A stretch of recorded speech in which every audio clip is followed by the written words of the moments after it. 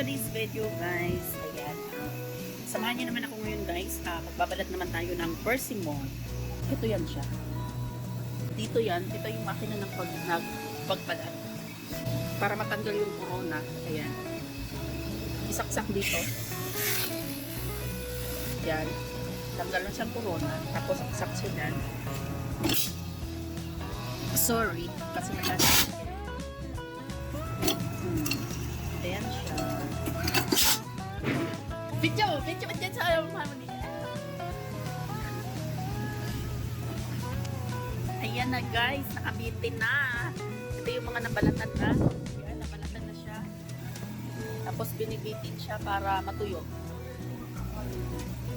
Yan guys, o diba? Ayun.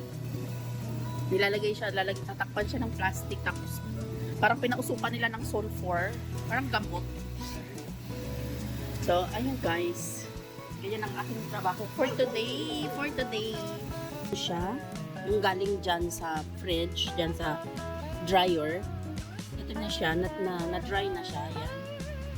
Pero hindi pa siya talagang dry na dry. Kailangan mas ma-dry pa siya ng gusto. Ayan siya. Yung tinanggal na siya dyan. Parang na siyang kulubot na matanda. Pero ito napakamahal nito pag mas tuyo pa dito.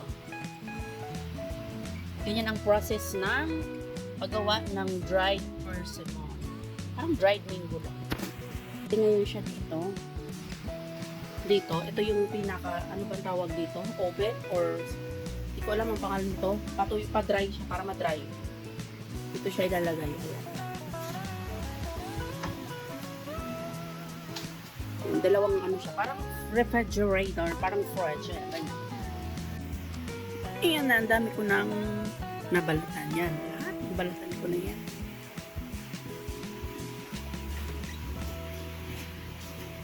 Kaya kailangan pag binalatan siya, huwag tatanggalin yung tangkay. Kasi dyan siya iipitin. Ayan. So, sa isang hanger, magdudugtong-dugtong na siya. Alam mo, orange, no? Persimmon. Ayan, dito naman siya ililipat. Dito. Ayan, ang dami na. Pang 4 days namin ito nagawa. Ayan, ang dami, diba? Pang 4 days nagawa. Ayan siya. Ano ka naman siya nila, nahanginan, kailangan na mayroong exhaust.